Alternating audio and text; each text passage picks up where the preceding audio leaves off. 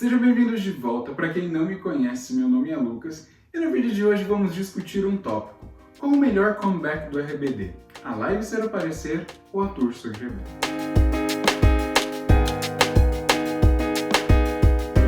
Antes de começar, quero agradecer a você que voltou mais uma vez para assistir algum vídeo aqui do canal. E se essa é a primeira vez que você está por aqui e gosta desse tipo de conteúdo, peço por favor que já curta, comenta ou compartilhe e depois se inscreva e ative o sininho porque isso vai ser muito importante para mim. Aqui embaixo existe o botão Valeu, que nada mais é uma opção de você aí deste lado doar um valor simbólico em dinheiro para mim, que estou aqui deste lado produzindo conteúdo. Então, se toca o coração de vocês, aqui embaixo existe o botão Valeu. E quando a gente achava que já não tinha mais nenhuma esperança, o RBD voltou de maneira surpreendente para o mercado, voltou de maneira meteórica, com shows, com turnês, e isso começou, obviamente, em 2020, com a live Ser ou Parecer, que foi um retorno mais simples do RBD, mas a partir dali que tudo isso pareceu começar a desenrolar. E agora, com praticamente um mês de show, a gente já começa a perceber e a se acostumar mais com a ideia do grupo realmente ter voltado e realmente estar em turnê por aí. E eu, pelo menos, já estou acostumadíssimo, né?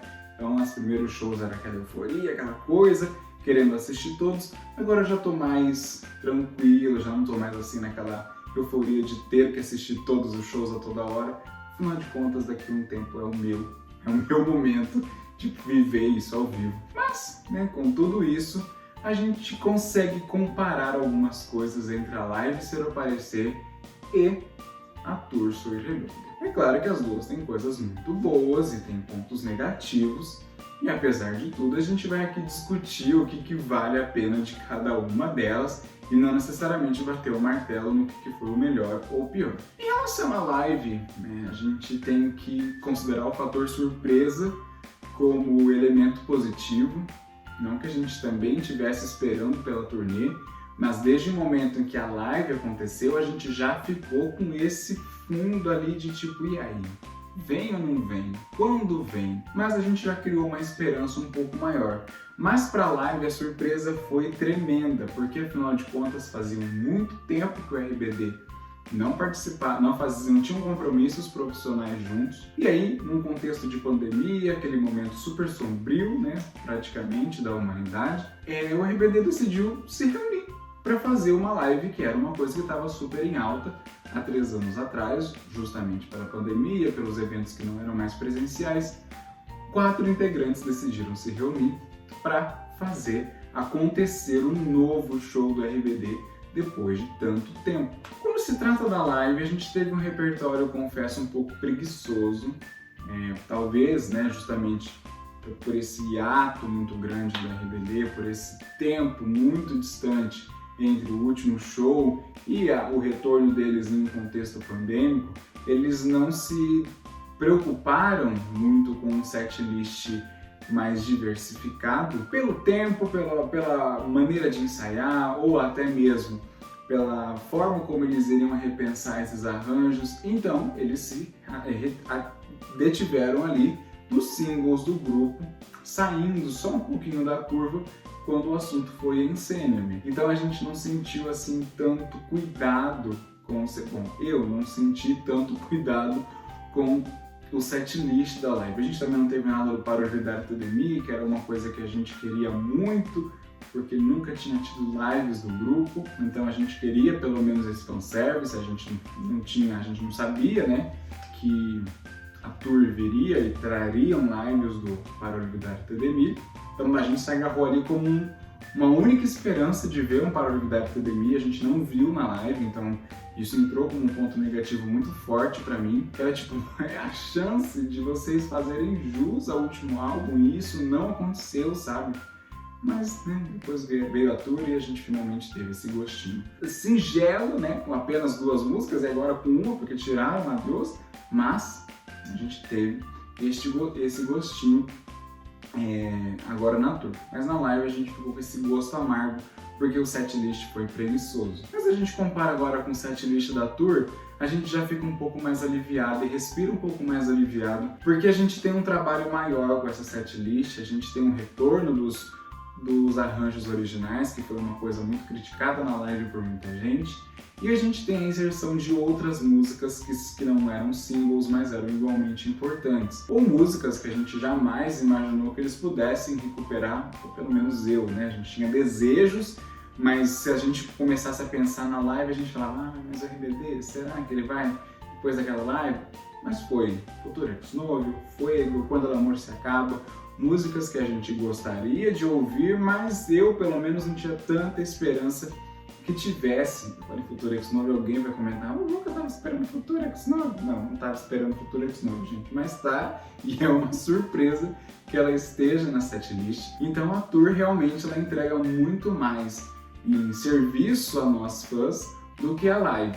A live a gente teve esse gosto de alegria, né, de êxtase, do tipo, meu Deus, né, aquela sensação de, tipo, até hoje a gente assiste e fala, não é possível que isso tenha acontecido, porque é surreal, né, foi surreal a live ter acontecido, pelo menos pra mim, era uma coisa que a gente não esperava. Mas a tour, ela tem um sabor a mais, porque ela tem presencial, né, show, é um show mesmo, tem gente, tem o RBD, tem vocais ao vivo, e a setlist ela tá mais encorpada, ela nos abraça melhor do que o setlist da live.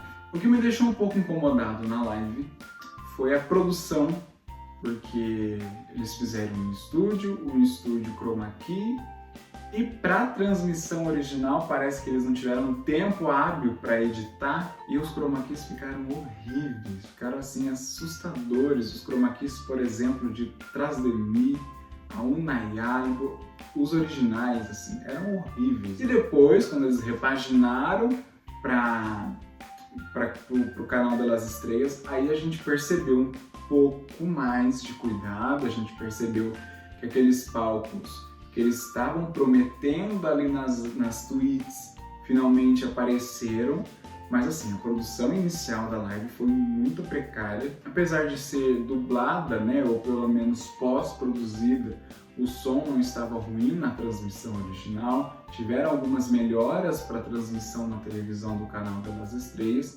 mas de primeira assim, a produção ficou bem difícil de engolir, sem ser, a gente pode dizer assim. E outra coisa que a gente não viu assim de cara na turnê do RBD, uma vez que parece que o primeiro show foi apoteótico, tudo deu muito certo, tudo ficou redondinho, os erros começaram a aparecer nos shows seguintes, com microfone, com um cinto preso, com um posicionamento errado no palco, mas o primeiro show do RBD aparentemente não teve muitos erros gritantes, tá vendo aí, perdidinho no palco ali e tal, mas em questão de produção, tudo aconteceu muito bem feito, com todos os elementos de vir com RBD içado, os elevadores que funcionaram super bem, os dançarinos, enfim, a gente já não teve mais esse mesmo choque de produção no primeiro show do RBD, como a gente também teve aqui na live Ser ou Parecer. Mas existem coisas que foram boas nas duas ocasiões, como por exemplo,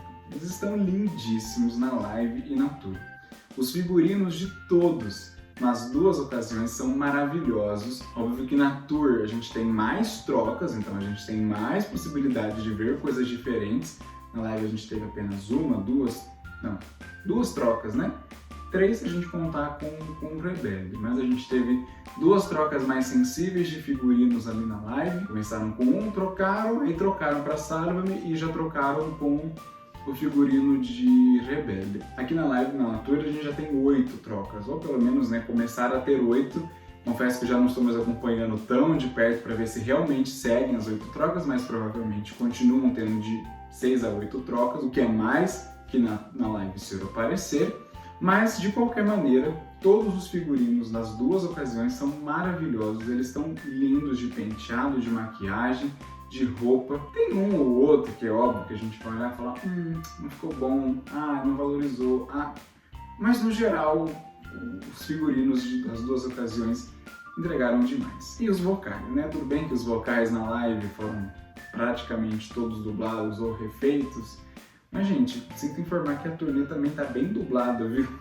Não sei se vocês já pararam para prestar atenção, mas a gente tem muito vocal dublado na turnê, só que é feito de uma maneira tão natural que passa despercebido, né? Mas comparando live e turnê, os vocais também estão muito bons. Nas duas ocasiões a gente teve afinação, nas duas ocasiões a gente teve entrega de high notes, e com essas mudanças de linhas que tiveram, inclusive conversamos sobre isso na semana passada, a gente percebeu momentos diferentes que o RBD poderia ter cantado, e isso fez com que a gente tivesse outros olhares para a música, né? Então, outra coisa que é comum e positiva, do meu ponto de vista, dos dois momentos, são essas redivisões vocais dentro da música, independente do que está ou não acontecendo no palco. Por exemplo, o Christopher pegando linhas do Christian em Soroqueira Tem Silêncio, ou lá na live, quando nós tivemos linhas para o Christopher e para o Christian em Ser Parecer. Fora as substituições do Ponte e da Dulce na ocasião da live e do Ponte aqui na turnê. Tanto os vocais quanto as redivisões vocais que aconteceram na tour e na live, para mim, são dois pontos positivos para